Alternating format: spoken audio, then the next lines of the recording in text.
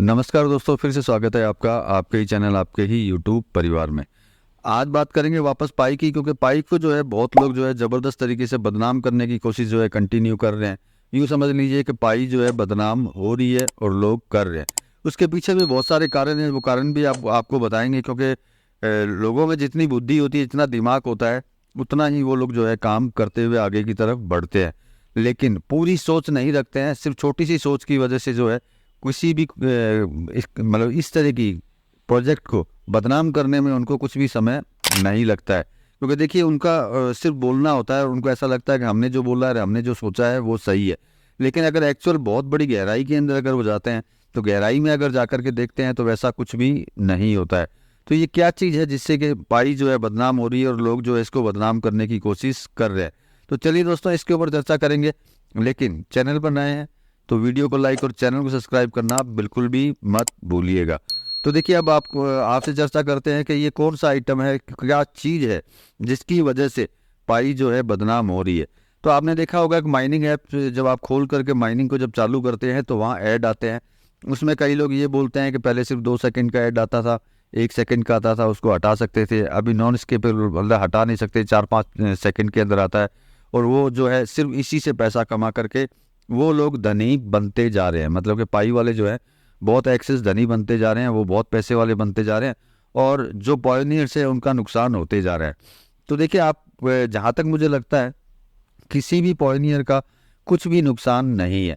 समय उन्होंने दिया है, डाउट नहीं है, लेकिन उस समय के अंदर उन्होंने किया कुछ नहीं है, एक आशा है।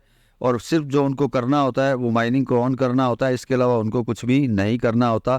यही समय पॉयनियर जो है देते हैं इसके अंदर।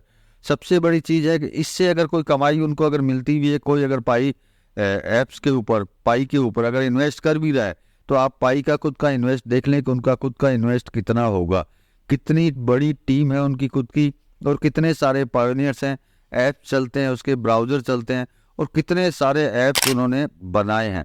तो इन चीज़ों पे अगर आप गौर करेंगे तो आपको पता चल जाएगा कि पाई सही में बदनाम हो रही है या फिर की जा रही है, या फिर ये बातें सही है।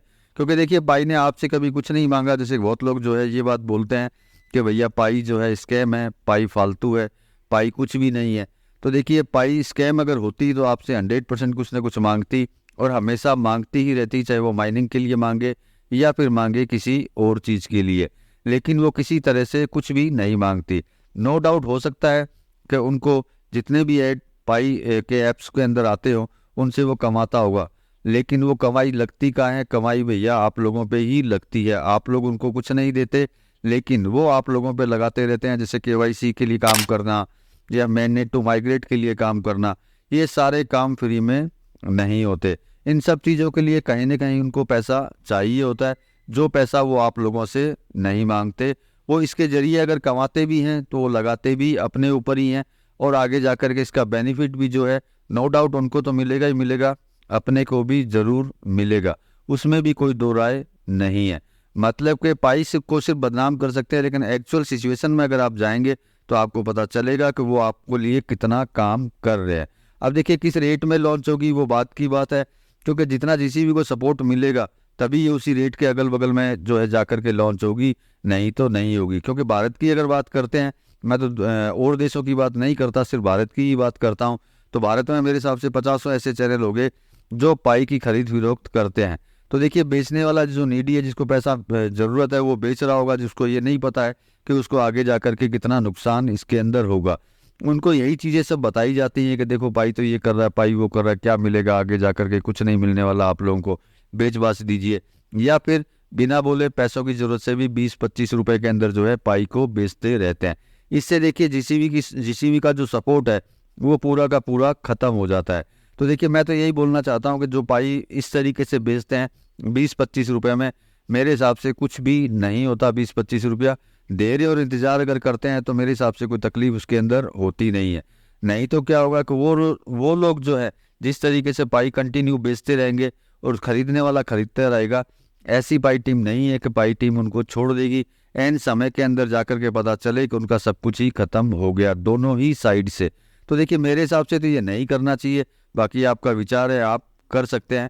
बाकी दूसरे देशों की अगर बात करते हैं तो देखिए, अगर कोई बंदा पाई आपसे अगर कंटिन्यू खरीद रहा है, चाहे वो किसी देश का हो, दूसरे देश से भी हो, तो वो इतना बेवकूफ़ नहीं होगा, चाहे वो 25 रुपया ही आपको दे, लेकिन आपको देख कर के वो खरीद रहा है।